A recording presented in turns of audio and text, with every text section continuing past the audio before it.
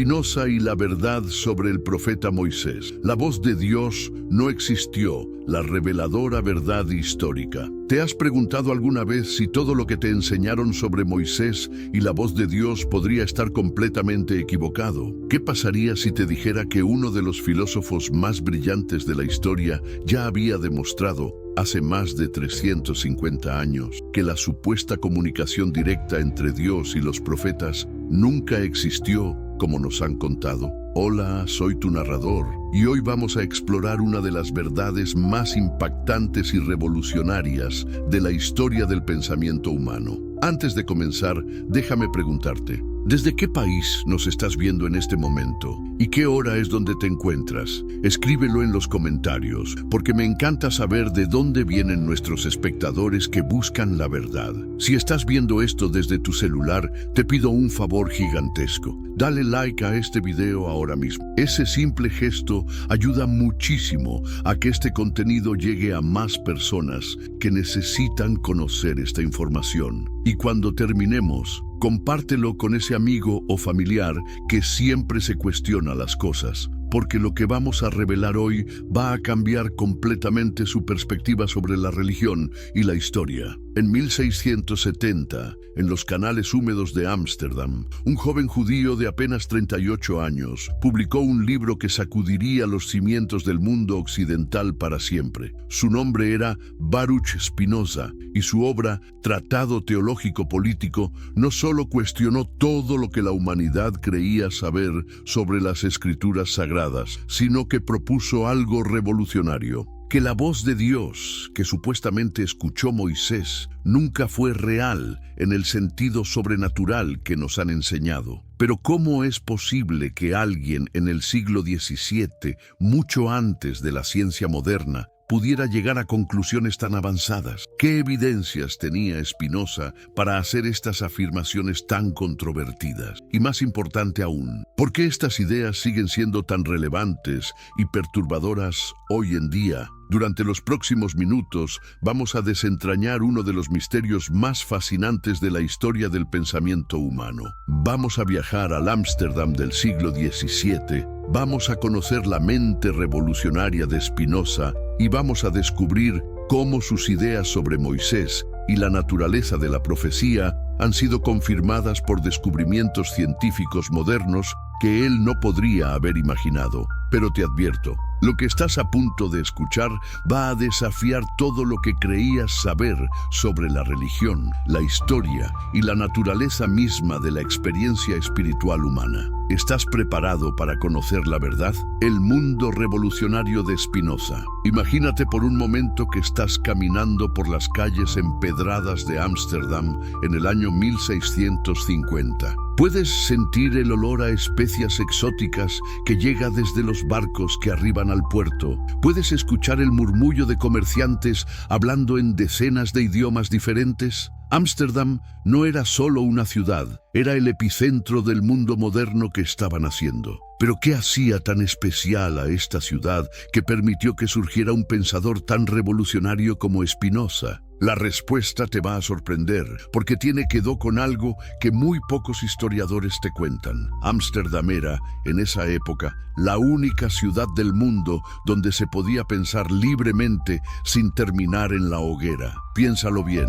Mientras en España la Inquisición quemaba vivos a cualquiera que se atreviera a cuestionar los dogmas católicos, mientras en Francia los hugonotes eran perseguidos y masacrados, mientras en Inglaterra los católicos y protestantes se mataban entre sí, en Ámsterdam algo increíble estaba sucediendo. Los holandeses habían creado lo que nunca antes había existido en la historia humana: una sociedad donde la tolerancia religiosa no era solo una idea bonita, sino una realidad práctica. Pero ¿cómo llegaron los holandeses a esta conclusión tan avanzada para su época? La respuesta está en algo que llamamos pragmatismo comercial. Los comerciantes holandeses se habían dado cuenta de algo muy simple pero revolucionario. Si quieres hacer buenos negocios, no puedes estar preguntándole a tu cliente si cree en la transubstanciación o en la predestinación. El dinero no tiene religión, y los holandeses lo entendieron antes que nadie. Esta mentalidad comercial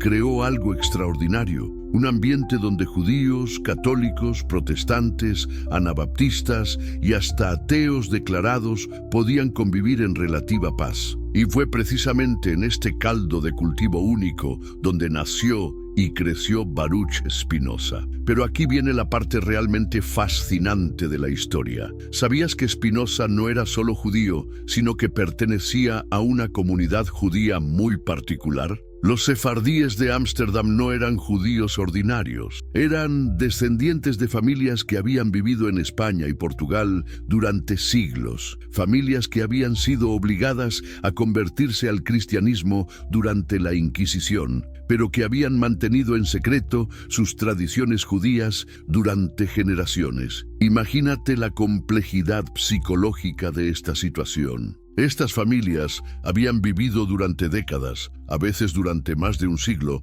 practicando una religión en público mientras creían secretamente en otra. Habían desarrollado una sofisticación intelectual extraordinaria para navegar entre diferentes sistemas de creencias. Habían aprendido, por pura supervivencia, que las verdades religiosas no eran absolutas, sino relativas al contexto social y político. Cuando estas familias llegaron a Ámsterdam y finalmente pudieron practicar abiertamente el judaísmo, algo interesante sucedió. Muchos de ellos descubrieron que ya no se sentían completamente cómodos con ninguna religión organizada. Habían desarrollado una mentalidad crítica que los hacía cuestionar toda autoridad religiosa. ¿Y sabes qué es lo más increíble de todo esto? Que el joven Baruch Spinoza creció exactamente en este ambiente.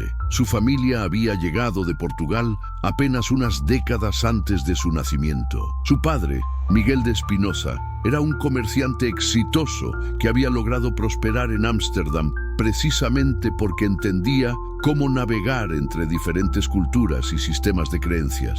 Pero la educación que recibió Baruch fue extraordinaria incluso para los estándares de esa comunidad tan sofisticada. En la escuela Talmud Torah de Ámsterdam, Spinoza no solo aprendió hebreo, arameo y las escrituras judías tradicionales, también estudió matemáticas, física, latín y, lo más importante de todo, aprendió a usar el método crítico que los rabinos utilizaban para analizar textos religiosos. ¿Te das cuenta de lo revolucionario que era esto? Spinoza estaba aprendiendo desde muy joven a deconstruir textos sagrados, a buscar contradicciones, a identificar diferentes fuentes, a analizar el contexto histórico de cada pasaje. Estaba desarrollando exactamente las herramientas intelectuales que más tarde usaría para demoler la interpretación tradicional de las Escrituras. Pero aquí viene algo que muy pocos saben sobre la educación de Spinoza. Sus maestros no eran rabinos ordinarios. Muchos de ellos eran exmarranos, judíos que habían vivido como cristianos durante décadas y que tenían un conocimiento profundo de la filosofía cristiana, especialmente de la escolástica medieval. Estos hombres habían estudiado a Tomás de Aquino, a Duns Scoto, a Guillermo de Ockham. Conocían el cristianismo desde adentro. Imagínate la riqueza intelectual de esta educación. Spinoza estaba recibiendo simultáneamente una formación rabínica tradicional y una educación filosófica cristiana de alto nivel. Estaba aprendiendo a ver las mismas cuestiones desde múltiples perspectivas religiosas y filosóficas. Estaba desarrollando una visión comparativa de las religiones que era prácticamente única en su época. Y aquí viene lo realmente fascinante. Mientras Spinoza estaba recibiendo esta educación extraordinaria en Ámsterdam, algo revolucionario estaba sucediendo en el mundo intelectual europeo. La revolución científica estaba en pleno apogeo. ¿Sabes qué significa realmente revolución científica? No significa simplemente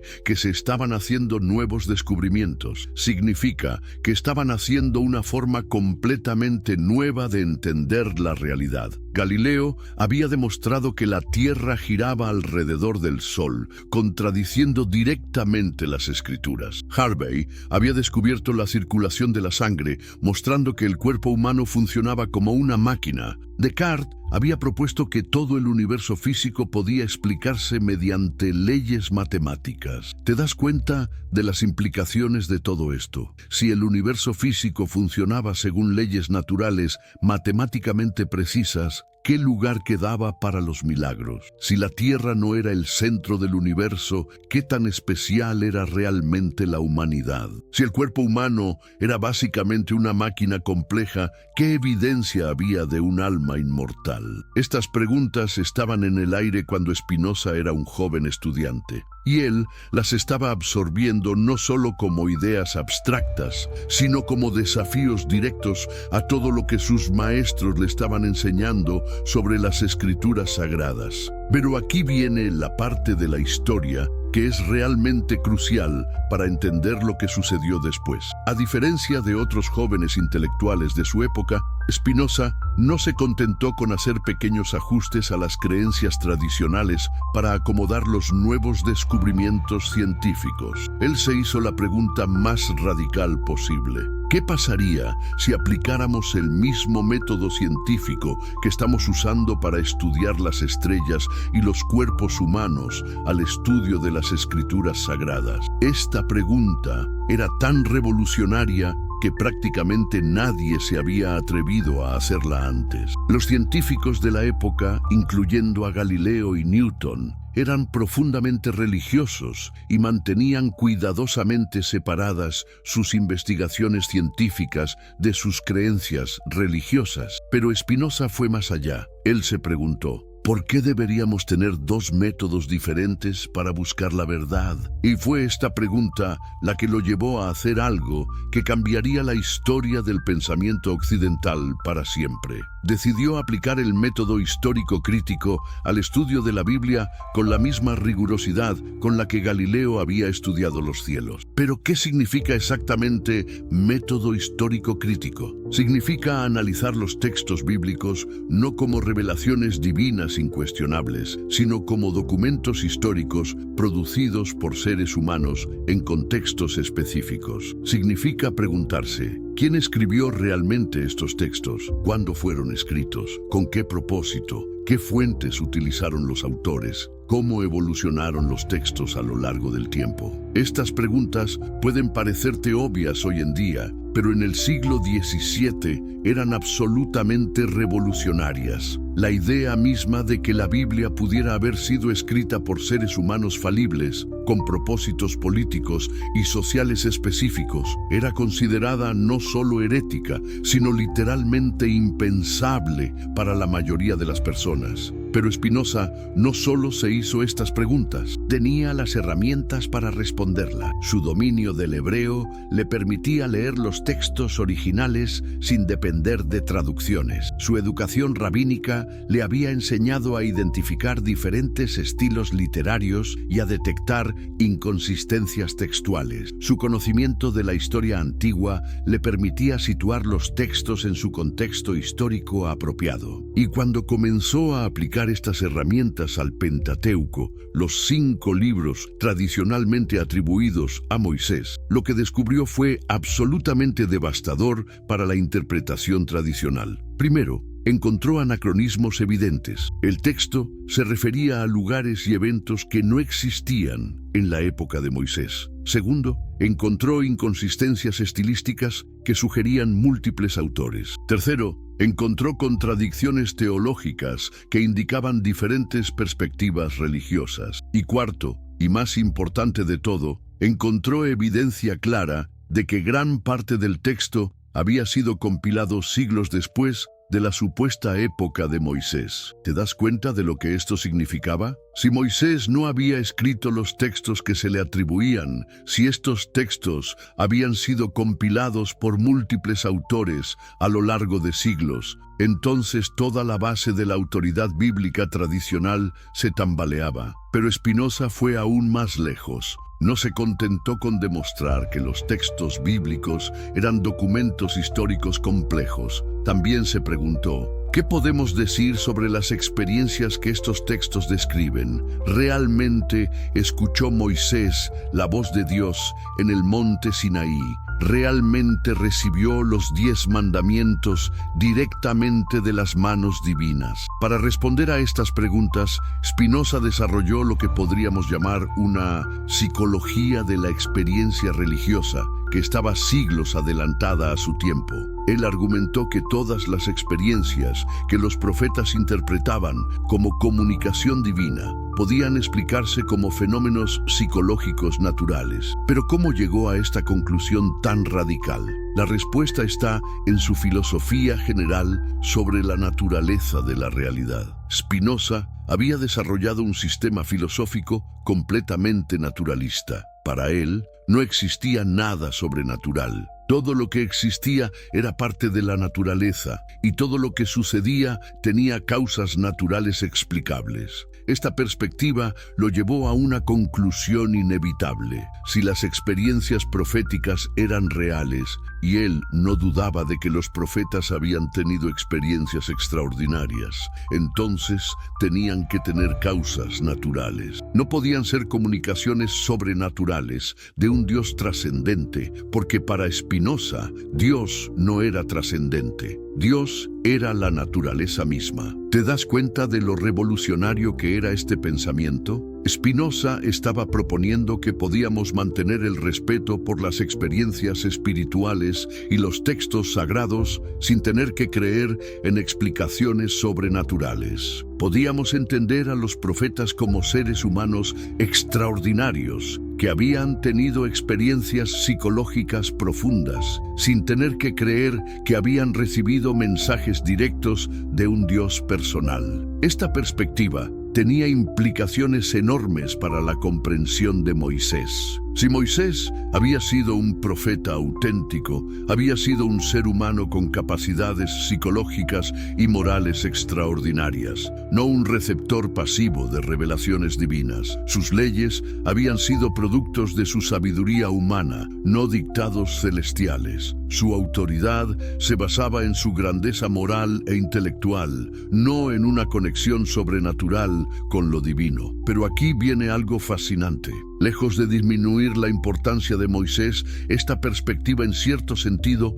la aumentaba. Si Moisés había creado un sistema legal y religioso extraordinario usando solo recursos humanos, ¿no era esto más admirable que si simplemente hubiera transcrito órdenes divinas? Sin embargo, las implicaciones de las ideas de Spinoza iban mucho más allá de la interpretación bíblica. Si los textos sagrados eran documentos humanos, producidos en contextos históricos específicos, entonces tenían que ser interpretados históricamente, no como verdades eternas inmutables. Si las experiencias proféticas eran fenómenos psicológicos naturales, entonces podían ser estudiadas científicamente. Esta perspectiva abría la puerta a lo que hoy llamamos el estudio académico de la religión. Por primera vez en la historia, alguien estaba proponiendo que las religiones podían ser estudiadas como fenómenos humanos naturales sin perder por ello su valor espiritual y moral.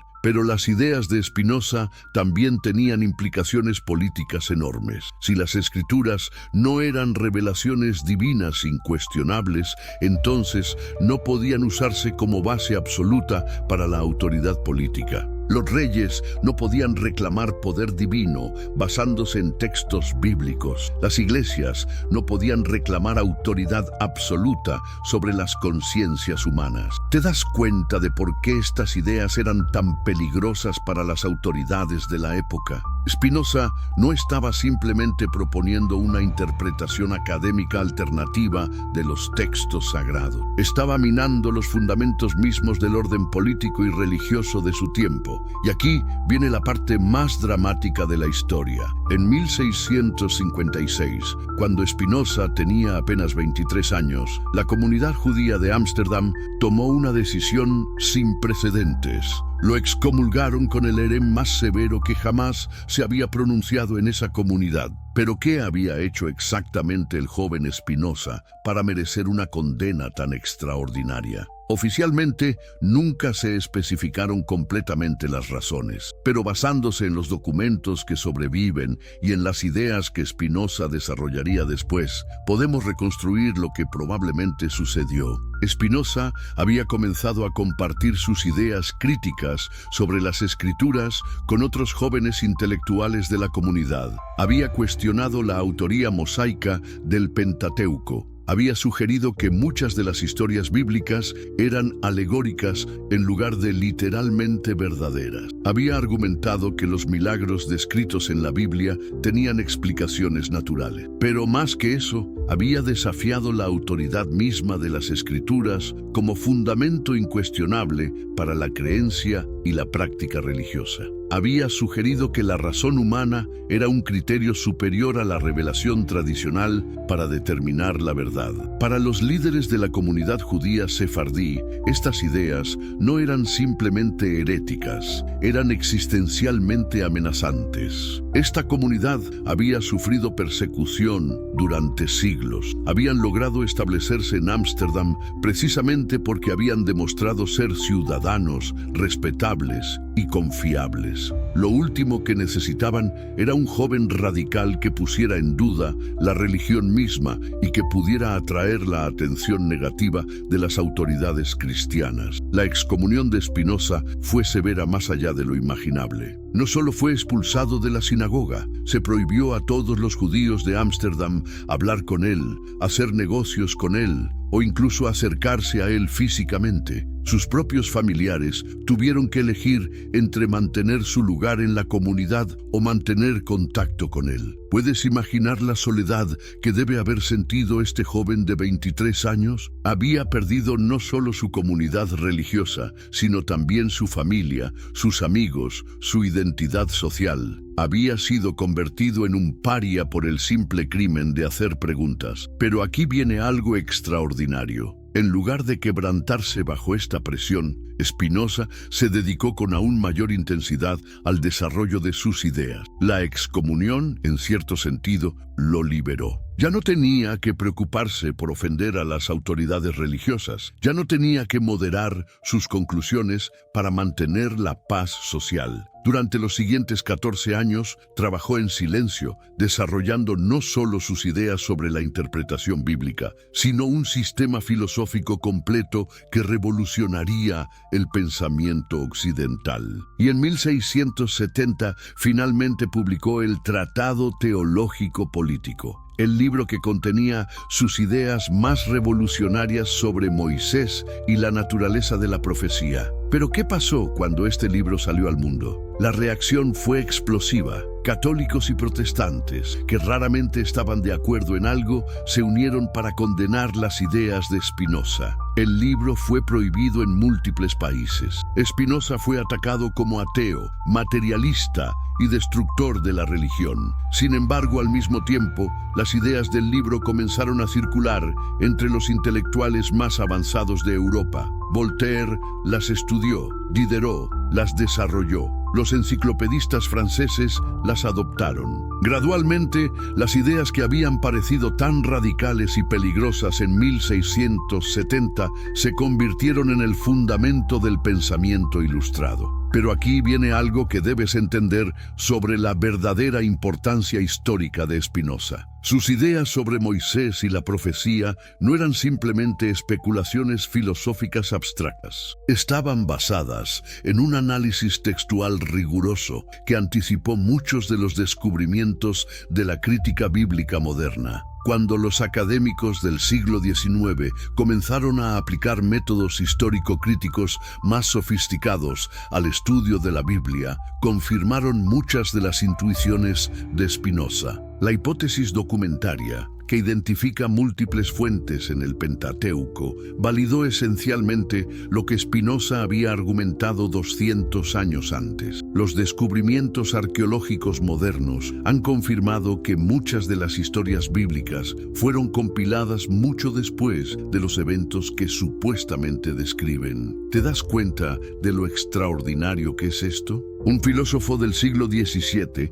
trabajando solo con las herramientas intelectuales disponibles en su época, había llegado a conclusiones que la academia moderna considera fundamentalmente correctas. Pero las ideas de Spinoza van más allá de la crítica textual. Su comprensión psicológica de la experiencia profética también ha sido validada por descubrimientos modernos en neurociencia y psicología. Hoy sabemos que experiencias como las descritas por los profetas bíblicos pueden ser inducidas por estados alterados de conciencia, por condiciones neurológicas específicas, por técnicas de meditación intensiva o por diversos factores ambientales y psicológicos. Esto no significa que estas experiencias no sean reales o importantes. Significa que pueden ser comprendidas como fenómenos naturales extraordinarios en lugar de comunicaciones sobrenaturales literales. La filosofía revolucionaria de Spinoza. ¿Alguna vez te has preguntado cómo sería el mundo si Dios no fuera una persona gigante sentada en las nubes,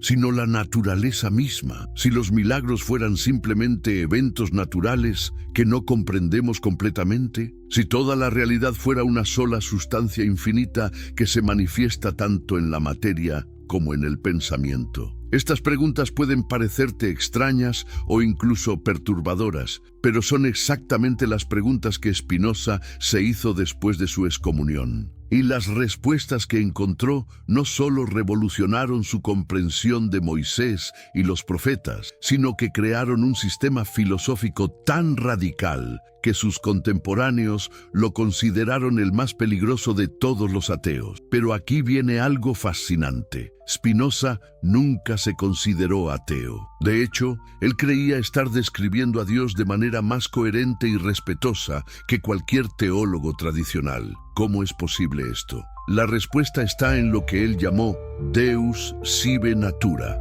Dios o la naturaleza. Para entender esta idea revolucionaria, necesitas olvidar todo lo que te han enseñado sobre Dios como una persona sobrenatural que vive separada del mundo y que interviene ocasionalmente en los asuntos humanos. Spinoza propuso algo completamente diferente, que Dios y la naturaleza eran dos nombres para la misma realidad infinita. ¿Pero qué significa esto exactamente? Imagínate que toda la realidad, desde las estrellas más distantes hasta los pensamientos más íntimos de tu mente, es como un océano infinito. Este océano no fue creado por alguien externo a él, es eterno y existe por necesidad propia. Todas las cosas que vemos como separadas, las montañas, los ríos, los animales, los seres humanos, las ideas, las emociones, son como olas en este océano infinito. Parecen ser cosas distintas, pero en realidad son todas manifestaciones de la misma sustancia fundamental. Esta perspectiva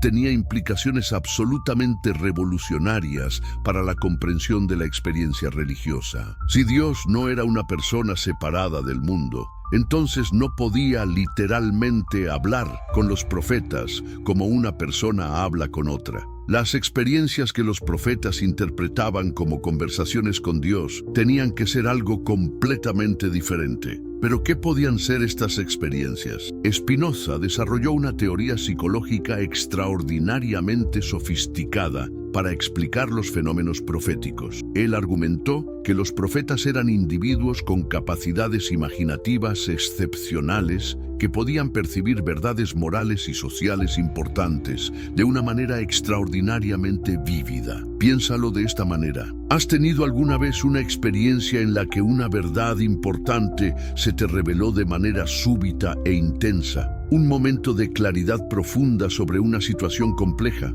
una comprensión repentina sobre lo que era correcto hacer en una circunstancia difícil. Según Spinoza, las experiencias proféticas eran versiones extraordinariamente intensas de este tipo de iluminación moral e intelectual. Los profetas, argumentaba Spinoza, eran individuos con una capacidad excepcional para percibir las necesidades morales y sociales de su tiempo y para imaginar vívidamente las consecuencias de diferentes cursos de acción. Cuando tenían estas percepciones profundas, las experimentaban con tal intensidad emocional que naturalmente las interpretaban como comunicaciones de una fuente externa y divina. ¿Te das cuenta de lo sofisticado que era este análisis? Spinoza estaba anticipando conceptos que no serían desarrollados completamente hasta el siglo XX. Estaba describiendo lo que los psicólogos modernos llamarían proyección, personalización y estados alterados de conciencia. Pero aquí viene la parte realmente brillante de su análisis. Spinoza no estaba simplemente diciendo que los profetas estaban alucinando o que sus experiencias eran ilusorias. Estaba argumentando que las percepciones fundamentales de los profetas sobre la moralidad y la justicia social eran genuinas y valiosas, incluso si su interpretación de estas percepciones como comunicaciones divinas literales era incorrecta. Esta distinción era crucial. Significaba que podíamos tomar en serio las enseñanzas morales de los profetas sin tener que aceptar sus afirmaciones sobrenaturales. Podíamos aprender de la sabiduría de Moisés sin tener que creer que había recibido los 10 mandamientos directamente de las manos de Dios. Para ilustrar este punto, Spinoza analizó cuidadosamente varias experiencias proféticas descritas en la Biblia. Tomó las visiones de Ezequiel, por ejemplo, en lugar de interpretarlas como revelaciones literales del futuro, las analizó como expresiones imaginativas poderosas de las preocupaciones políticas y morales del profeta sobre el destino de su pueblo. ¿Has leído alguna vez las descripciones de las visiones de Ezequiel? Son extraordinariamente detalladas y vívidas. Ezequiel describe criaturas fantásticas con múltiples rostros y alas, ruedas giratorias llenas de ojos y paisajes surrealistas que cambian constantemente. Para los intérpretes tradicionales, estos detalles eran descripciones literales de realidades celestiales. Para Spinoza eran productos de una imaginación extraordinariamente activa que estaba procesando ansiedades profundas sobre la supervivencia nacional y espiritual del pueblo judío. Esta interpretación no disminuía el valor de las visiones de Ezequiel. Por el contrario, las hacía más admirables, porque mostraban la capacidad humana extraordinaria para procesar experiencias traumáticas y transformarlas en sabiduría espiritual y guía moral. Spinoza aplicó el mismo tipo de análisis a las experiencias de otros profetas. Los sueños de Daniel no eran predicciones literales del futuro, sino elaboraciones imaginativas de las tensiones políticas de su época. Las visiones de Isaías no eran vislumbres de un plan divino predeterminado, sino expresiones poéticas profundas de esperanzas y temores sobre la justicia social y la redención nacional. Pero ¿cómo explicaba Spinoza el hecho de que muchas profecías parecían cumplirse? Su respuesta era brillantemente simple. Los profetas eran observadores extraordinariamente perspicaces de las tendencias sociales y políticas. Podían ver hacia dónde se dirigían los eventos porque entendían las fuerzas históricas subyacentes mejor que sus contemporáneos. Además, argumentaba Spinoza, muchas profecías cumplidas habían sido escritas después de los eventos que supuestamente predecían. Esto era particularmente evidente en el libro de Daniel,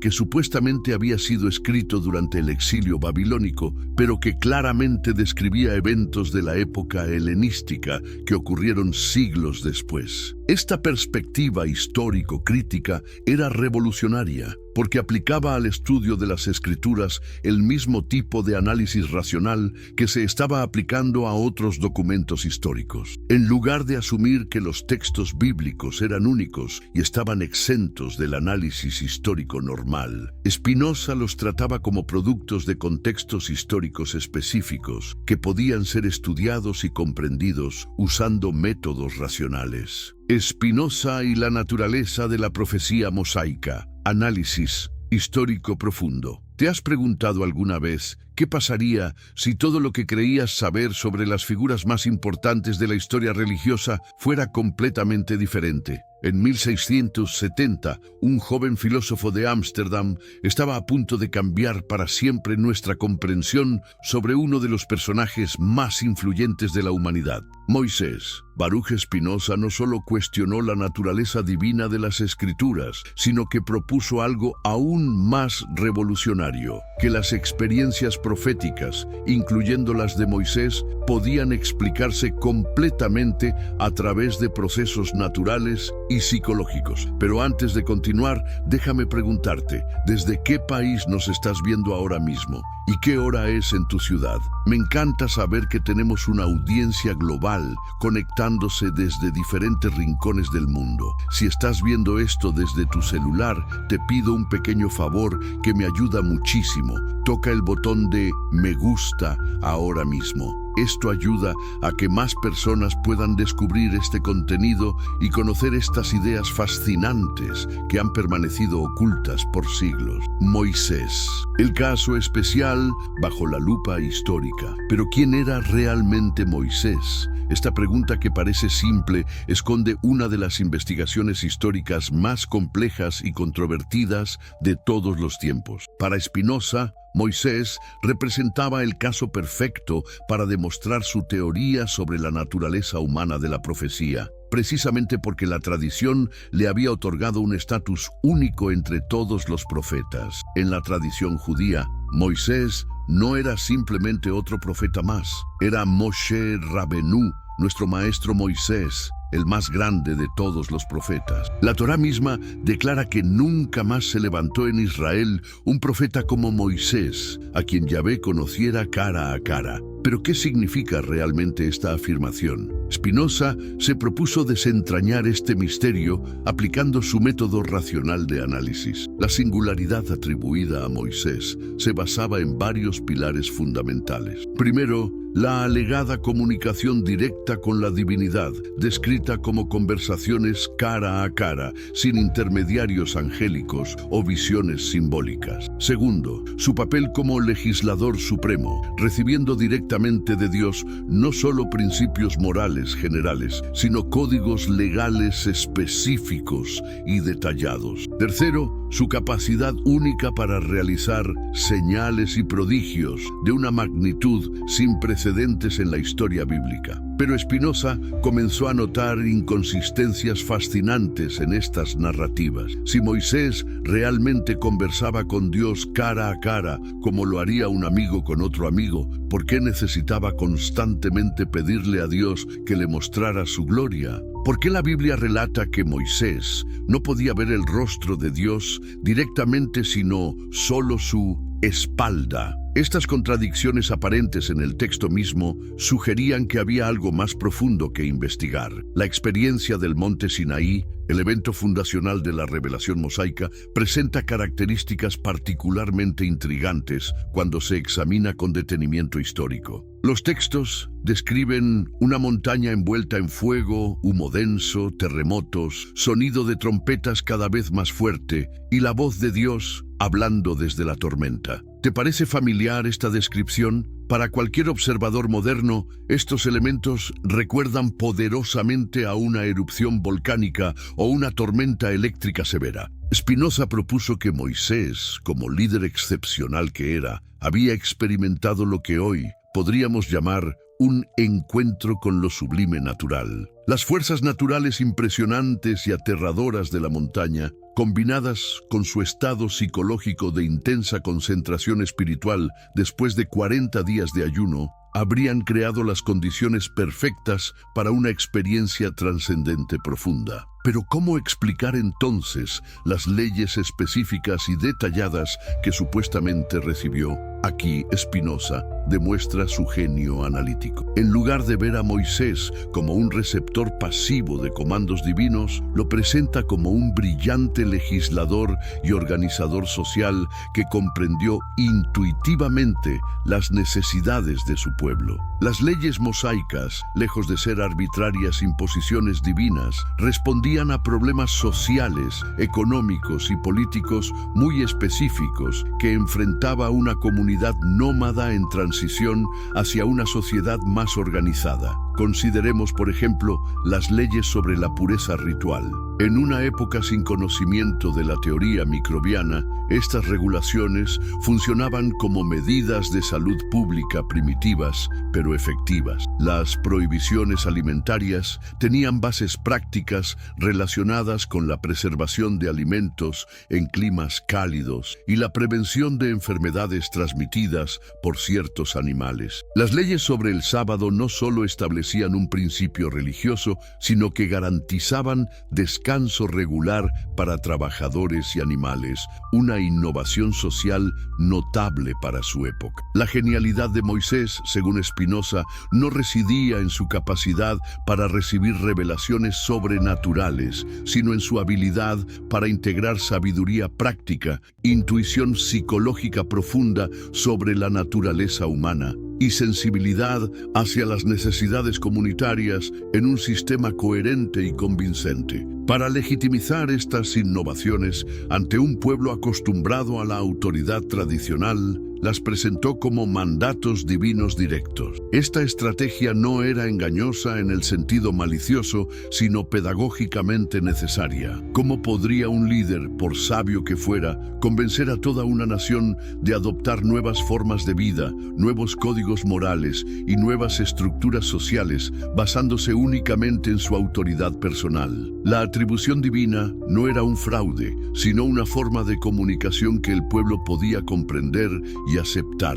Spinoza identifica paralelos fascinantes entre Moisés y otros grandes legisladores de la antigüedad. Licurgo en Esparta, Numa en Roma y Solón en Atenas también atribuyeron sus innovaciones legales a inspiración o mandato divino. Esta era una práctica común entre los reformadores antiguos que comprendían la psicología de la autoridad y la resistencia al cambio social. La crítica textual del Pentateuco, desvelando la historia oculta. Pero aquí llegamos a una de las contribuciones más revolucionarias de Spinoza, su análisis crítico de los textos que supuestamente Moisés había escrito personalmente. Si Moisés realmente había redactado el Pentateuco completo, como sostenía la tradición, entonces deberíamos encontrar consistencia literaria, cronológica y teológica a lo largo de toda la obra. Sin embargo, lo que Spinoza descubrió fue exactamente lo contrario. ¿Te has preguntado alguna vez cómo pudo Moisés escribir el relato de su propia muerte? El Deuteronomio concluye con una descripción detallada del fallecimiento y entierro de Moisés, incluyendo la observación de que, hasta hoy, nadie conoce el lugar de su sepultura. Esta frase, hasta hoy, claramente indica que fue escrita mucho tiempo después de los eventos narrados. Es como si encontráramos una autobiografía de Napoleón que describiera detalladamente su funeral y las reacciones del mundo décadas después de su muerte. Pero esto era solo la punta del iceberg. Spinoza identificó numerosos anacronismos que revelaban una composición muy posterior a la época mosaica. Los textos mencionan ciudades que no existían en tiempo de Moisés, reyes que gobernaron siglos después del Éxodo y costumbres que se desarrollaron durante el periodo monárquico israelita. Es como encontrar referencias a automóviles y teléfonos en una novela supuestamente escrita en el siglo XVI. El análisis lingüístico también revelaba problemas serios. El hebreo del Pentateuco no era uniforme, sino que mostraba claras variaciones que indicaban diferentes períodos históricos y tradiciones regionales. Algunas secciones utilizaban un hebreo arcaico que podría datar de épocas tempranas, mientras que otras empleaban construcciones lingüísticas características de periodos mucho más tardíos. Es como si un texto supuestamente escrito por Shakespeare contuviera párrafos en inglés medieval, otros en inglés isabelino y algunos en inglés moderno del siglo XX. Más intrigante aún eran las inconsistencias narrativas y teológicas. En algunos pasajes, Dios aparece caminando físicamente en el jardín del Edén, conversando cara a cara con Adán. En otros, se presenta como una presencia invisible y trascendente que no puede ser vista directamente por ningún mortal. Estas variaciones no eran menores diferencias de énfasis, sino concepciones fundamentalmente diferentes sobre la naturaleza de lo divino. Spinoza también notó la existencia de relatos duplicados que contaban la misma historia con variaciones significativas. ¿Por qué habría dos versiones diferentes de la creación en Génesis? ¿Por qué Abraham presenta a Sara como su hermana en dos ocasiones distintas, con detalles contradictorios? ¿Por qué existen múltiples versiones del Decálogo con diferencias importantes entre ellas? La explicación más lógica, propuso Spinoza, era que el Pentateuco representaba una compilación de múltiples fuentes textuales, tradiciones orales y documentos de diferentes épocas, unidos posteriormente por editores que intentaron crear una narrativa coherente, pero que no siempre lograron resolver las contradicciones entre sus fuentes. Esta teoría de múltiples fuentes explicaba no solo las inconsistencias internas, sino también el proceso histórico por el cual los textos habían llegado a su forma final.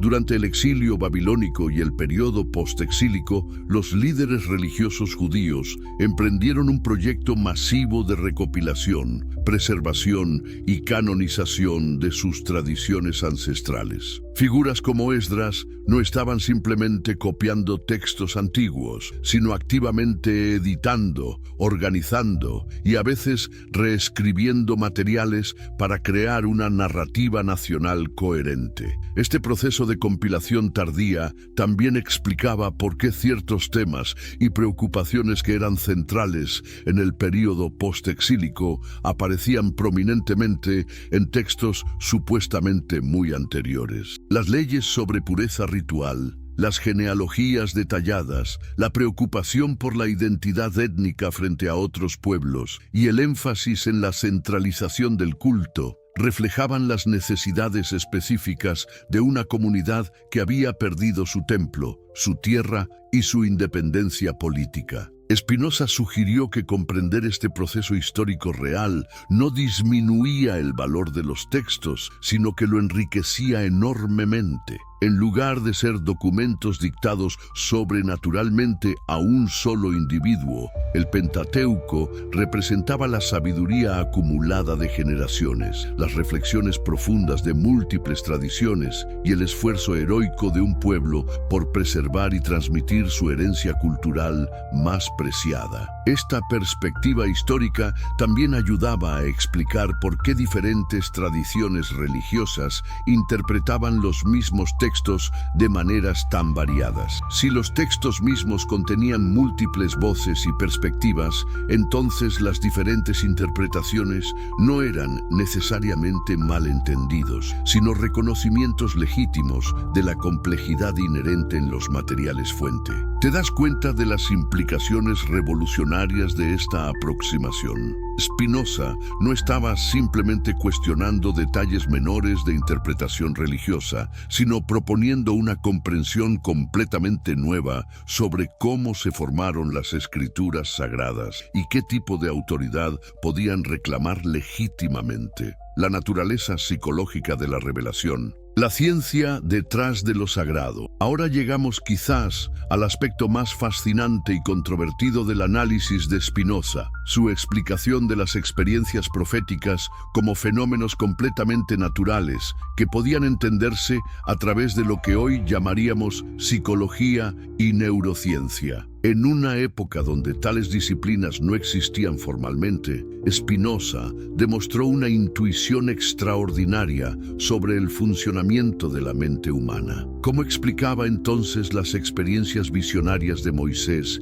y otros profetas? Spinoza comenzó observando que todos los relatos proféticos compartían ciertas características comunes que sugerían procesos psicológicos subyacentes. Los profetas típicamente recibían sus revelaciones durante estados alterados de conciencia, sueños, visiones durante el ayuno prolongado, experiencias en lugares aislados como montañas o desiertos, o momentos de intensa crisis emocional. Consideremos el caso específico de Moisés en el monte Sinaí. Según el relato bíblico, había ayunado durante 40 días y 40 noches sin comer ni beber. Cualquier persona familiarizada con los efectos del ayuno prolongado sabe que produce alteraciones significativas en el estado de conciencia. alucinaciones visuales y auditivas, sensaciones de presencia sobrenatural, experiencias de éxtasis místico y percepciones intensificadas de significado y trascendencia. ¿Pero esto significa que las experiencias eran falsas o irreales? Spinoza propuso una perspectiva más sofisticada.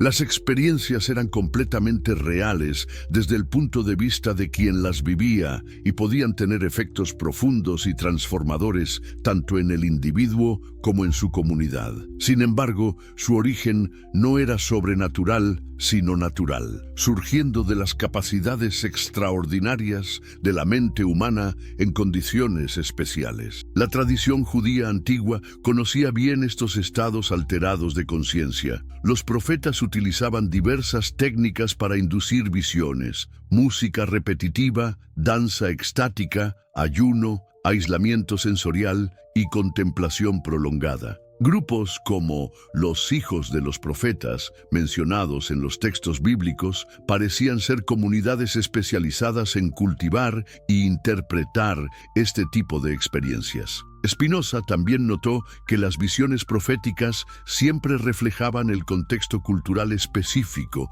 de quien las experimentaba. Los profetas israelitas veían visiones con simbolismo específicamente israelita: el templo, el arca del pacto, querubines y rituales familiares. Los profetas de otras culturas tenían visiones con iconografía correspondiente a sus propias tradiciones. Esto sugería que las experiencias, aunque genuinas, eran modeladas por las expectativas culturales y el conocimiento previo del visionario. El caso de la zarza ardiente que experimentó Moisés es particularmente instructivo. Spinoza propuso que este evento podría explicarse como un encuentro con un fenómeno natural inusual, interpretado a través del estado psicológico particular de Moisés en ese momento. Los desiertos del Medio Oriente a menudo experimentan fenómenos ópticos extraordinarios: espejismos, efectos de refracción lumínica, combustión espontánea de gases naturales e incluso descargas eléctricas durante tormentas. Un pastor solitario, después de décadas de contemplación sobre la condición de su pueblo oprimido en Egipto, encontrándose con un fenómeno natural impresionante en un momento de intensa reflexión espiritual, podría muy bien experimentar lo que los psicólogos modernos llamarían una experiencia cumbre. Un momento de claridad extraordinaria, donde propósito personal y significado cósmico parecen alinearse perfectamente. Pero ¿cómo explicar entonces las señales y prodigios que Moisés supuestamente realizó ante el faraón? Spinoza sugirió varias explicaciones posibles. Primero, muchos de los relatos podrían ser exageraciones posteriores de eventos que, aunque impresionantes, tenían bases naturales. Las plagas de Egipto, por ejemplo, mostraban una secuencia lógica que sugería fenómenos naturales interconectados: contaminación del agua llevando a muerte de peces, proliferación de ranas escapando del agua contaminada, seguida por insectos que se alimentaban de la materia orgánica en descomposición, y así sucesivamente. Segundo, Moisés podría haber tenido conocimientos especializados que parecían sobrenaturales para observadores de su época. Su crianza en la corte egipcia le habría dado acceso a conocimientos de matemáticas, astronomía, medicina y otras ciencias que eran completamente desconocidas para los esclavos hebreos. Lo que parecía magia para un grupo podría haber sido ciencia aplicada para el otro. Tercero, los relatos de milagros podrían haberse desarrollado gradualmente a través de la tradición oral, siendo embellecidos y dramatizados con cada nueva generación de narradores hasta convertirse en las versiones extraordinarias que encontramos en los textos finales. La neurociencia moderna ha confirmado muchas de las intuiciones de Spinoza sobre los estados alterados de conciencia. Sabemos ahora que el ayuno prolongado, la privación sensorial, la meditación intensa y ciertos tipos de crisis emocionales pueden activar regiones específicas del cerebro asociadas con experiencias místicas y visionarias. Los lóbulos temporales, el sistema límbico y ciertas redes neurales relacionadas con la percepción del yo parecen ser particularmente importantes en la generación de experiencias de trascendencia y presencia divina. Estudios con tecnología de neuroimagen han mostrado que personas que reportan experiencias místicas profundas muestran patrones específicos de actividad cerebral que pueden correlacionarse con los elementos subjetivos de sus experiencias. Sensaciones de unidad cósmica, percepción de presencias sobrenaturales, sinestesia y alteraciones en la percepción del tiempo y el espacio. ¿Significa esto que las experiencias religiosas son solo actividad neuronal? Spinoza habría rechazado esta reducción simplista. Para él, la mente y el cerebro eran dos aspectos de la misma realidad natural. Las experiencias espirituales eran completamente reales y podían tener valor profundo para la vida humana, independientemente de su origen neurológico. Lo que Spinoza estaba proponiendo era una comprensión más madura y sofisticada de la experiencia religiosa, una que reconociera su base natural sin negar su significado existencial y moral. Los profetas como Moisés no eran engañadores ni engañados, sino individuos excepcionales que habían logrado acceder a aspectos profundos de la psique humana y transformar esas experiencias en sabiduría práctica para sus comunidades. Esta perspectiva también ayudaba a explicar por qué diferentes tradiciones religiosas, a pesar de sus diferencias doctrinales, a menudo convergían en insights morales y espirituales similares. Si todas las experiencias místicas auténticas surgían de capacidades neurológicas y psicológicas universalmente humanas, entonces no era sorprendente que produjeran percepciones convergentes sobre temas como la compasión, la justicia, la búsqueda de sentido y la necesidad de trascender el egoísmo inmediato. Por favor, si este contenido te está resultando fascinante, compártelo con algún amigo que creas que podría estar interesado en conocer esta perspectiva. Es importante que más personas tengan acceso a estas ideas que pueden transformar completamente su comprensión sobre la historia de las religiones y la naturaleza de la experiencia espiritual. Spinoza estaba adelantándose varios siglos a su tiempo, anticipando desarrollos en psicología, neurociencia y estudios comparativos de religión que solo se consolidarían en los siglos XX y XXI. Su genio consistió en aplicar principios de análisis racional y observación empírica a fenómenos que tradicionalmente se consideraban completamente fuera del alcance de la investigación humana. El resultado de este análisis no era la destrucción de la religión, sino su liberación de interpretaciones que la ponían en conflicto innecesario con el conocimiento natural. Al entender las experiencias proféticas como manifestaciones extraordinarias pero naturales de capacidades humanas universales, Spinoza abrió la posibilidad de una espiritualidad más madura, una que no dependiera de la suspensión de las leyes naturales, sino de la comprensión profunda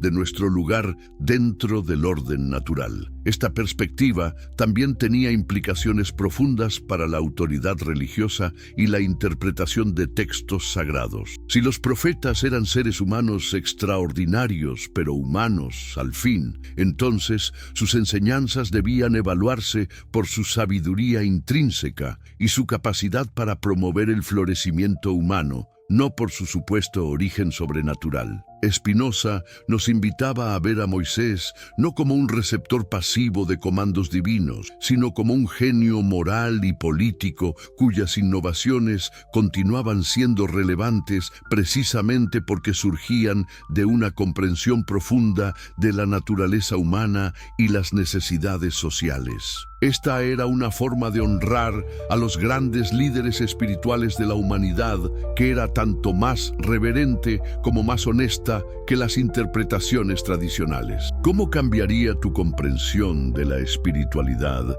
si aceptaras que los momentos más profundos de conexión trascendente que has experimentado en tu vida surgían no de intervenciones sobrenaturales, sino de tu propia capacidad humana para acceder a dimensiones extraordinarias de conciencia y significado? Para Spinoza, esta realización no empobrecía la experiencia espiritual, sino que la enriquecía inmensamente al conectarla con nuestra naturaleza más profunda y auténtica. Este análisis revolucionario de la profecía mosaica no representaba el final de la investigación de Spinoza, sino el fundamento para una reconstrucción completa de nuestra comprensión sobre la relación entre naturaleza humana, experiencia espiritual y organización social. Las implicaciones de sus descubrimientos continuarían desarrollándose en las generaciones posteriores, influyendo profundamente en el desarrollo del pensamiento moderno sobre religión, política y la naturaleza humana misma. Spinoza y la naturaleza de la profecía mosaica. Guión completo para YouTube. Introducción impactante. ¿Alguna vez te has preguntado si la voz de Dios que escuchó Moisés en el monte Sinaí fue realmente divina? ¿O si existe una explicación más natural para estos fenómenos? En 1670, un brillante filósofo judío de Ámsterdam se atrevió a hacer esta pregunta y cambió para siempre nuestra comprensión de las Escrituras Sagradas. Baruch Spinoza, en su revolucionario Tratado Teológico Político, no solo cuestionó la naturaleza divina de las Escrituras, sino que propuso una comprensión completamente nueva sobre cómo los profetas, incluido Moisés, recibían sus supuestas revelaciones. Hoy exploraremos una de las tesis más controversiales de la filosofía moderna: la idea de que la voz de Dios, tal como tradicionalmente se entiende, puede explicarse a través de la razón y la naturaleza humana. Pero antes de continuar, me gustaría saber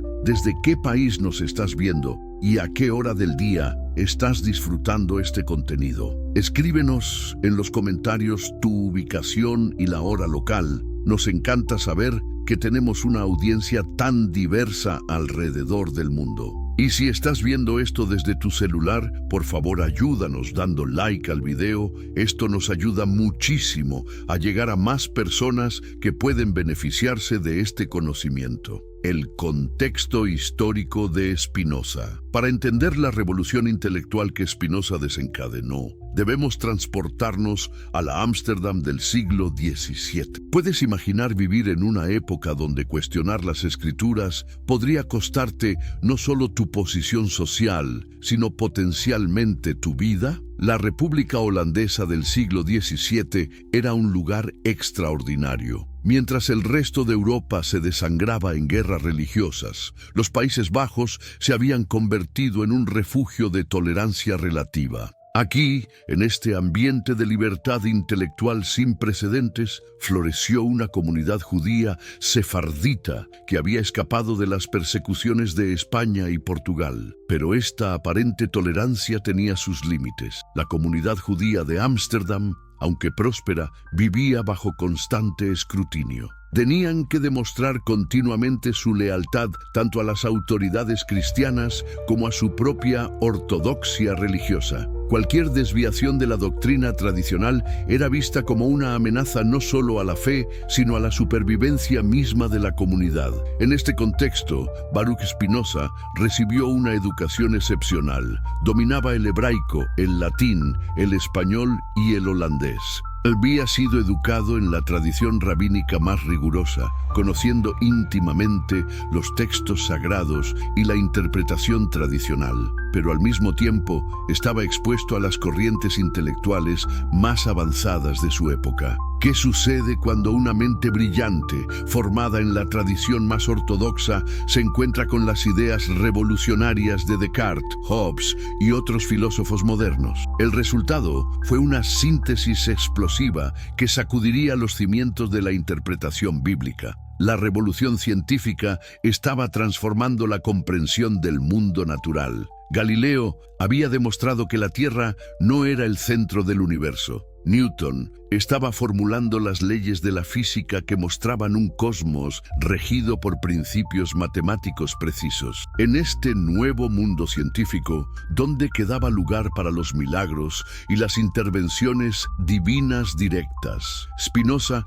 no fue el primero en notar estas tensiones. Ya Isaac Lapeyre había sugerido la existencia de preadamitas, cuestionando la cronología bíblica tradicional. Thomas Hobbes había comenzado a aplicar métodos racionales al análisis de las Escrituras, pero nadie había llevado esta crítica tan lejos como lo haría Spinoza. El 27 de julio de 1656, cuando Spinoza tenía apenas 23 años, la comunidad judía de Ámsterdam pronunció sobre él el herem más severo jamás registrado. Fue excomulgado con palabras que helaban la sangre. Con el juicio de los ángeles y el veredicto de los santos, anatemizamos, execramos, maldecimos y expulsamos a Baruch de Spinoza. Su propio padre había muerto pocos años antes y ahora perdía también su familia espiritual. ¿Qué había hecho este joven para merecer semejante castigo? Había comenzado a cuestionar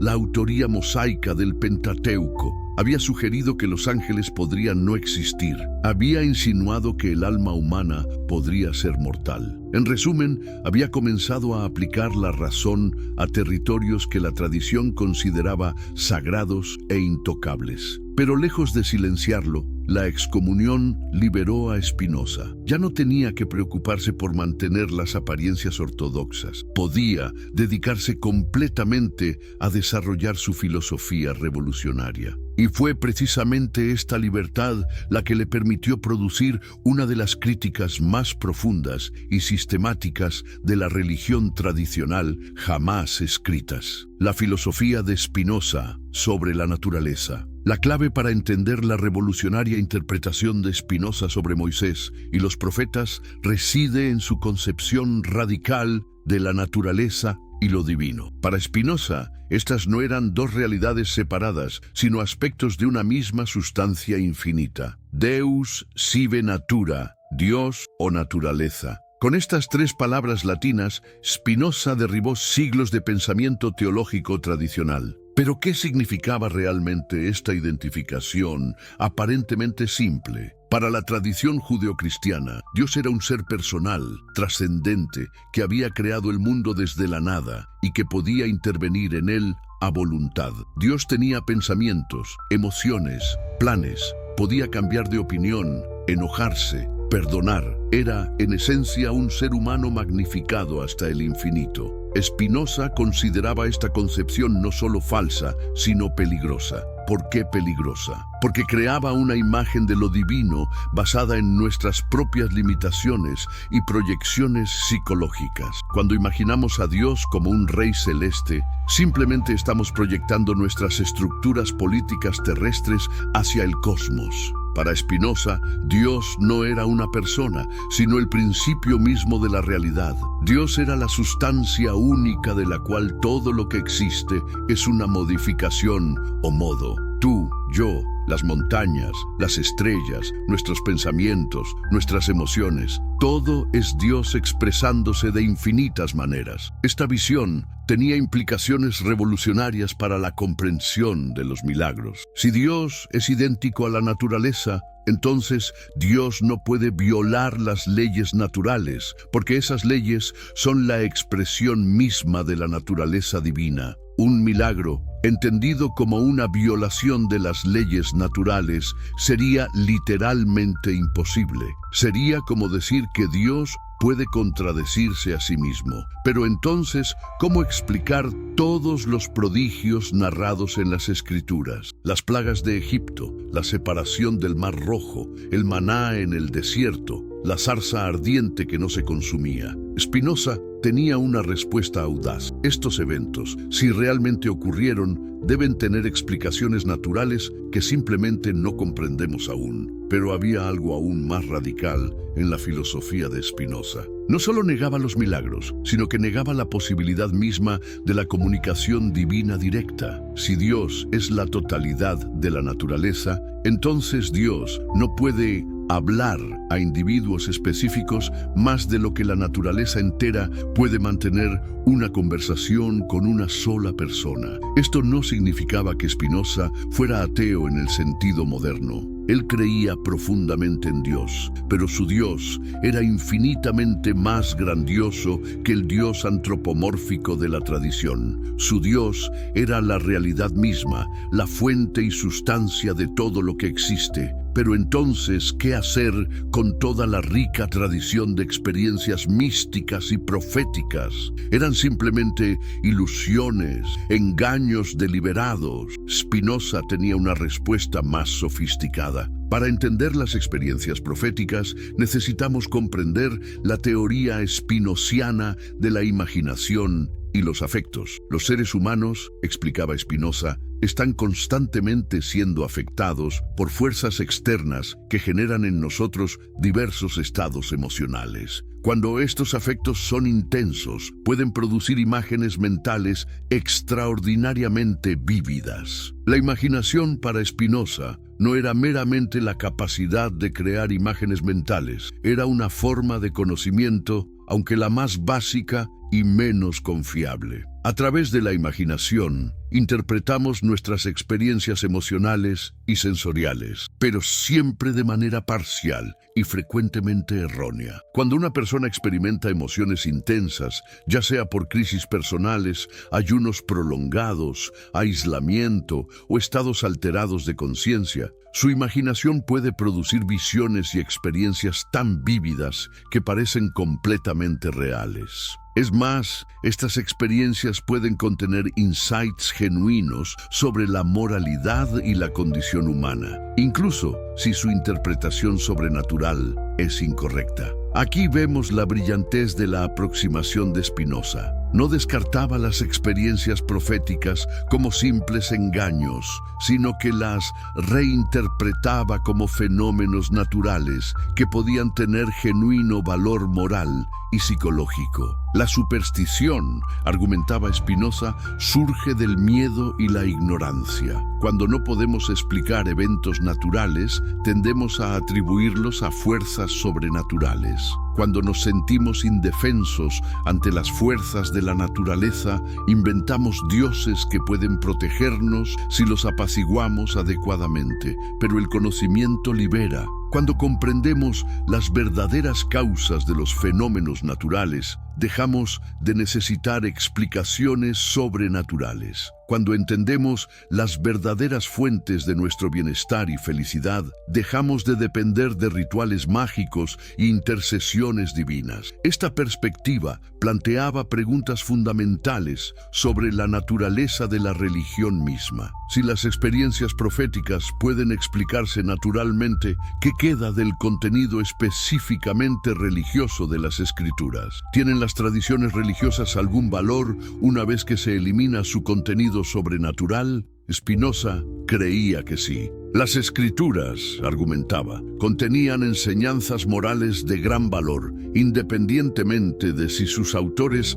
habían recibido revelaciones divinas directas. La sabiduría de los profetas residía no en su acceso privilegiado a verdades sobrenaturales, sino en su profunda comprensión de la naturaleza humana y las condiciones necesarias para una vida ética. Esta distinción sería crucial para su análisis de Moisés, el más grande de todos los profetas según la tradición judía. ¿Cómo podía Spinoza explicar la extraordinaria figura de Moisés sin recurrir a intervenciones divinas directas? La respuesta revelaría tanto el poder como los límites de su aproximación naturalista a la religión. La análisis spinoziana de los profetas. ¿Qué hace que una persona sea considerada profeta? En la tradición religiosa, la respuesta parece obvia. Los profetas son individuos elegidos por Dios para recibir y transmitir mensajes divinos. Pero Spinoza propuso una explicación radicalmente diferente que transformaría para siempre nuestra comprensión de estos extraordinarios personajes históricos. Para Spinoza, los profetas no eran receptores pasivos de comunicaciones divinas, sino individuos con capacidades imaginativas excepcionales combinadas con una profunda sensibilidad moral. Pero, ¿qué significa exactamente tener una imaginación excepcional en el contexto de la experiencia religiosa? Imagina por un momento la mente de un profeta como Ezequiel. Las Escrituras nos describen sus visiones extraordinarias: ruedas dentro de ruedas, criaturas con 4 rostros, tronos de zafiro flotando en el cielo. Para la interpretación tradicional, estas eran revelaciones literales de realidades celestiales. Para Spinoza, eran productos de una imaginación extraordinariamente creativa, operando bajo estados emocionales intensos. Pero esto no significaba que Spinoza considerara a los profetas como simples fantaseadores. Todo lo contrario, argumentaba que su poder imaginativo estaba al servicio de insights morales genuinos. Cuando Ezequiel veía la gloria de Dios abandonando el templo, estaba expresando a través de imágenes poderosas una comprensión profunda sobre la corrupción espiritual de su pueblo. Los profetas, según Spinoza, eran maestros naturales de la comunicación simbólica. Entendían intuitivamente que las verdades morales abstractas necesitaban ser vestidas con imágenes concretas para impactar efectivamente a sus audiencias. ¿Cómo convences a una población analfabeta sobre la importancia de la justicia social? No con tratados filosóficos, sino con visiones dramáticas de juicio divino. Esta interpretación explicaba por qué los mensajes proféticos variaban tanto entre diferentes culturas y épocas. Si los profetas estuvieran recibiendo revelaciones directas del mismo Dios universal, ¿no deberían sus mensajes ser más consistentes? En cambio, vemos que cada profeta habla en el lenguaje, las metáforas y las preocupaciones específicas de su tiempo y lugar. Tomemos el caso de los sueños proféticos. Daniel interpretando los sueños de Nabucodonosor, José explicando las visiones del faraón. La tradición ve aquí intervenciones divinas directas. Spinoza veía algo diferente. Individuos con una comprensión excepcional de la psicología humana y las dinámicas sociales, capaces de extraer significados profundos de las imágenes oníricas. Pero ¿cómo explicar la autoridad moral que los profetas ejercían sobre sus contemporáneos? Si no tenían acceso privilegiado a la verdad divina, ¿por qué les creían? Aquí Spinoza hizo una distinción crucial entre autoridad epistémica, autoridad sobre lo que es verdadero, y autoridad moral, autoridad sobre lo que es bueno. Los profetas, argumentaba Spinoza, no eran necesariamente superiores en conocimiento teórico. Muchos de ellos tenían comprensiones limitadas sobre el mundo natural, la historia, incluso la teología abstracta. Pero eran extraordinarios en su comprensión de la moralidad práctica y las condiciones necesarias para la vida social armoniosa. Esta diferencia explicaba por qué los profetas a menudo entraban en conflicto con los sacerdotes y las autoridades religiosas establecidas. Los sacerdotes basaban su autoridad en el conocimiento de rituales, genealogías, interpretaciones legales tradicionales. Los profetas basaban la suya en la autenticidad moral y la capacidad de despertar las conciencias. Spinoza analizó específicamente las diferencias entre profetas y filósofos. Los filósofos, argumentaba, buscan la verdad a través de la razón y llegan a conclusiones universales válidas para todas las mentes racionales. Los profetas buscan inspirar acción moral a través de imágenes poderosas dirigidas a audiencias específicas en momentos históricos particulares. Ninguna aproximación es superior a la otra. Simplemente sirven propósitos diferentes. Los filósofos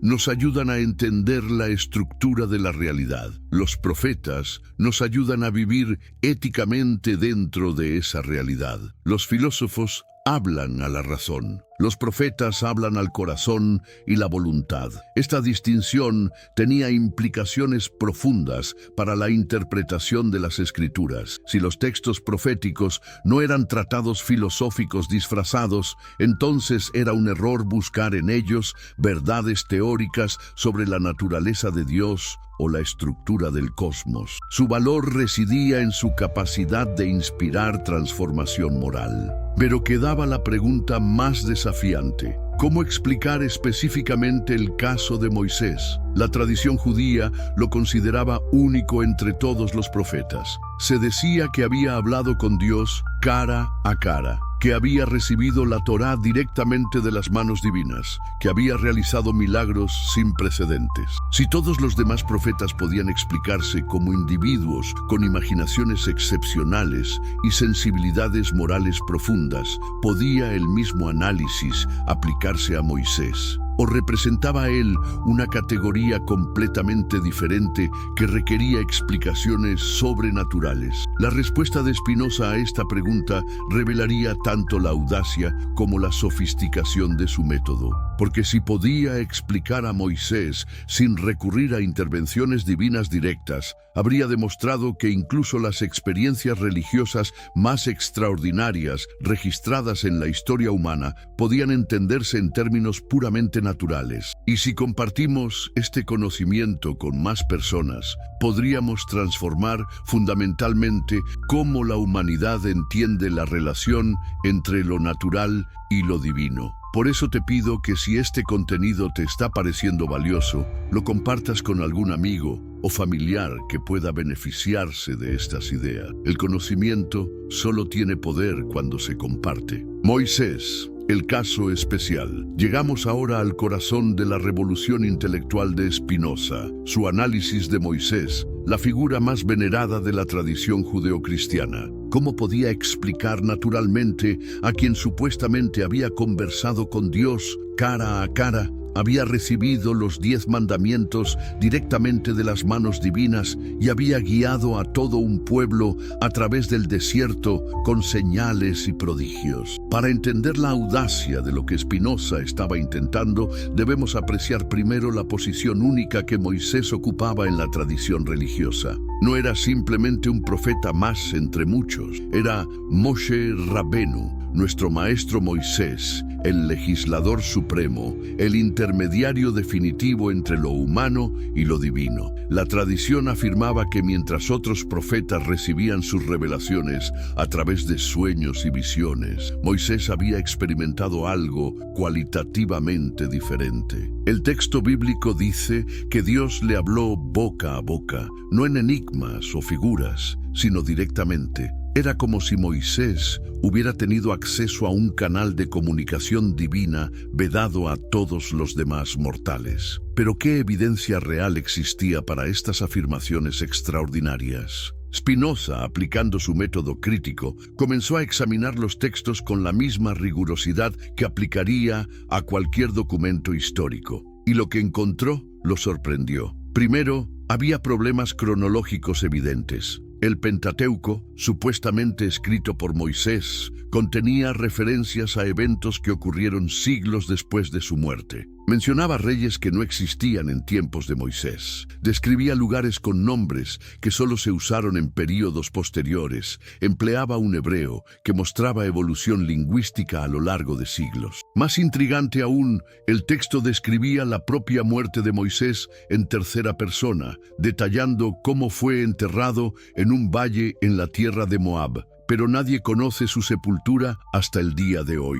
¿Cómo podía Moisés haber escrito sobre su propia muerte y entierro? Pero Spinoza fue más allá de la crítica textual. Aplicó su comprensión de la psicología humana y la dinámica social para reconstruir lo que realmente podría haber ocurrido en el Sinaí y durante los 40 años en el desierto. Consideremos primero el contexto histórico. Un grupo de esclavos hebreos había escapado de Egipto bajo circunstancias que no podemos reconstruir completamente.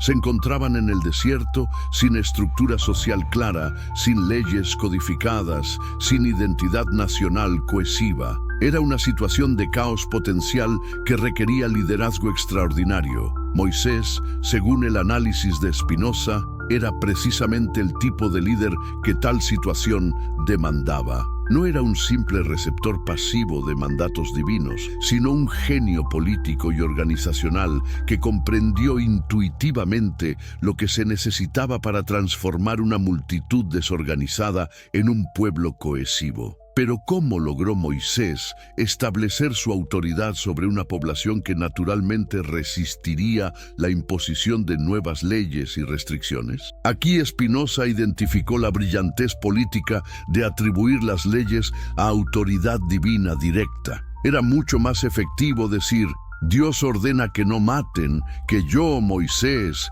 creo que sería mejor si no se mataran entre ustedes. El evento del Sinaí, desde esta perspectiva, se convierte en un masterpiece de teatro político. Las descripciones bíblicas hablan de truenos, relámpagos, fuego, humo, terremotos, todos fenómenos naturales que pueden ocurrir en regiones montañosas desérticas. Pero en el contexto de una multitud ya predispuesta a experiencias religiosas intensas, estos eventos naturales pudieron interpretarse fácilmente como manifestaciones divinas. Spinoza no sugería que Moisés fuera un engañador consciente. Es más probable que él mismo experimentara estos eventos como encuentros genuinos con lo divino. Pero la experiencia subjetiva de comunicación divina no implica necesariamente comunicación divina objetiva. Moisés pudo haber sentido genuinamente que estaba recibiendo guidance divino, mientras que desde una perspectiva naturalista estaba accediendo a su propia sabiduría práctica profunda. La legislación mosaica muestra precisamente este tipo de sabiduría práctica. Las leyes del Pentateuco no son abstractas formulaciones teológicas, sino regulaciones específicamente diseñadas para las necesidades de una sociedad nómada en proceso de sedentarización. Abordan problemas concretos: distribución de recursos, resolución de conflictos, mantenimiento de cohesión social, preservación de identidad cultural. Comparemos el Código de Moisés con otros sistemas legales de la antigüedad: el Código de Hammurabi, las leyes hititas, la legislación egipcia. Encontramos paralelos sorprendentes, adaptaciones inteligentes a diferentes contextos sociales, pero no evidencia de conocimiento sobrenatural único. Los insights morales y legales de Moisés, aunque extraordinarios, caen dentro del rango de lo que mentes excepcionales han logrado a lo largo de la historia. Pero ¿qué hacer con los milagros atribuidos a Moisés? Las plagas de Egipto, la separación del Mar Rojo, el agua que brota de la roca, el maná del cielo. Spinoza sugería varias posibilidades. Algunos podían ser eventos naturales dramáticamente reinterpretados. Otros podían ser exageraciones legendarias que crecieron con el tiempo. Otros podían ser alegorías que posteriormente se tomaron literalmente. Lo crucial era entender que la grandeza histórica de Moisés no dependía de su capacidad para realizar milagros. Su verdadero milagro fue transformar un grupo disparate de fugitivos en el pueblo que eventualmente produciría algunas de las contribuciones más profundas a la ética humana. Ese logro, siendo completamente natural, era infinitamente más admirable que cualquier violación de las leyes naturales. Pero el análisis de Spinoza planteaba una pregunta inquietante. Si Moisés no recibió la Torá directamente de Dios, ¿qué implica esto para el estatus de la ley judía? ¿Para la autoridad de las Escrituras en general? ¿Para las afirmaciones de verdad de las religiones basadas en revelación? Estas preguntas nos llevan al territorio más controvertido del pensamiento de Spinoza. Su crítica textual sistemática del Pentateuco y sus implicaciones para toda la tradición religiosa occidental. Porque si Moisés no escribió los libros que llevan su nombre, si las leyes no vinieron directamente del cielo, entonces toda la estructura de autoridad religiosa tradicional necesitaba ser repensada desde sus fundamentos. Y aquí es donde el trabajo de Spinoza se vuelve no solo académicamente interesante, sino existencialmente desafiante. Porque estas no son solo preguntas sobre historia antigua, son preguntas sobre cómo entendemos la autoridad, la verdad y el significado en nuestras propias vidas. La crítica textual del Pentateuco. ¿Qué sucede cuando aplicamos los mismos métodos de análisis que usaríamos para cualquier texto histórico a los libros más sagrados de la tradición occidental? El resultado, como demostró Spinoza, es una revolución en nuestra comprensión de cómo se formaron realmente estas escrituras fundamentales. Spinoza fue uno de los primeros en aplicar sistemáticamente métodos histórico-críticos a la Biblia, y sus descubrimientos fueron tan perturbadores que su libro fue inmediatamente prohibido por autoridades tanto cristianas como judías. ¿Pero qué había encontrado exactamente que resultara tan amenazante? Comencemos con las inconsistencias más obvias. El Pentateuco, supuestamente escrito por Moisés alrededor del 1300 a.C., contiene referencias a eventos que claramente ocurrieron siglos después. Menciona los reyes que reinaron en Edom antes de que los israelitas tuvieran rey. ¿Cómo podía Moisés saber sobre reyes israelitas futuros? Habla de lugares hasta el día de hoy, sugiriendo que habían pasado generaciones desde los eventos narrados. Más problemático aún, el texto usa nombres de lugares que no existían en tiempos de Moisés. Menciona a Adán como punto de referencia geográfico, pero sabemos por el propio texto bíblico que Dan no recibió su nombre hasta mucho después de la conquista de Canaán. Es como si alguien escribiendo sobre la Segunda Guerra Mundial mencionara casualmente a Israel como punto de referencia. Inmediatamente sabríamos que el texto fue escrito después de 1948, pero las evidencias van mucho más allá de anacronismos simples. Spinoza identificó diferencias estilísticas tan marcadas dentro del Pentateuco que sugerían múltiples autores escribiendo en diferentes épocas. Algunas secciones usan consistentemente el nombre Elohim para Dios, otras prefieren Yahweh. Algunas muestran interés obsesivo en rituales y genealogías sacerdotales, otras se enfocan en narrativa dramática y enseñanza moral. ¿Cómo explicar estas diferencias? La hipótesis más natural era que el Pentateuco no era obra de un solo autor, sino una compilación de múltiples fuentes producidas a lo largo de siglos. Esta idea, revolucionaria en tiempos de Spinoza, eventualmente se desarrollaría en la moderna crítica bíblica con su teoría de fuentes múltiples. Pero Spinoza fue más allá del análisis literario. Comenzó a cuestionar la historicidad de los eventos narrados. ¿Existía evidencia independiente para el Éxodo, la esclavitud en Egipto, los 40 años en el desierto? Los registros egipcios, extraordinariamente detallados para este periodo, no mencionan la esclavitud masiva de hebreos ni su escape dramático. Los registros arqueológicos no muestran evidencia de una migración masiva a través del Sinaí. Esto no significaba necesariamente que los eventos fueran completamente ficticios. Podía haber un núcleo histórico, grupos de hebreos que efectivamente emigraron de Egipto en diferentes periodos, tradiciones sobre líderes carismáticos, memorias de experiencias religiosas formativas. Pero la narrativa coherente que encontramos en el Pentateuco parecía ser una construcción literaria posterior más que un registro histórico contemporáneo. ¿Cuándo y por qué se produjo esta construcción? Aquí Spinoza identificó un candidato probable: Esdras, el escriba que, según la tradición bíblica, restauró la Torá después del exilio babilónico. El texto dice que Esdras había preparado su corazón para inquirir la ley de Jehová y para cumplirla, y para enseñar en Israel sus estatutos y decretos. El período postexílico era precisamente cuando una comunidad judía fragmentada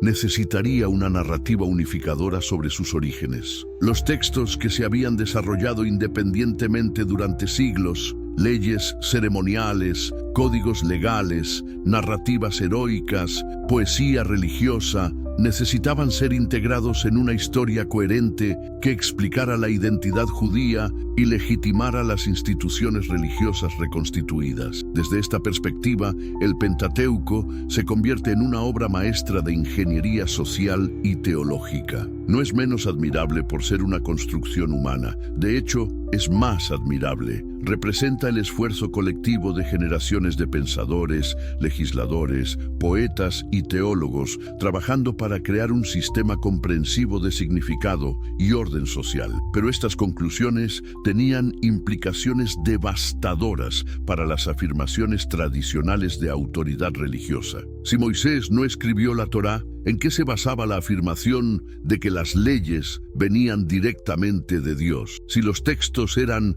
compilaciones tardías más que registros contemporáneos, ¿cómo podíamos confiar en su exactitud histórica? Spinoza no veía estas preguntas como destructivas, sino como liberadoras. Si las escrituras eran producciones humanas, entonces podían evaluarse por sus méritos intrínsecos, más que por afirmaciones de autoridad sobrenatural. Las enseñanzas éticas del Pentateuco no se volvían menos valiosas por haber sido desarrolladas por seres humanos. Se volvían más admirables como logros de la sabiduría humana. Además, reconocer el proceso histórico de formación textual permitía una interpretación más sofisticada. En lugar de leer los textos como dictados divinos literales, podíamos entenderlos como respuestas humanas a experiencias del divino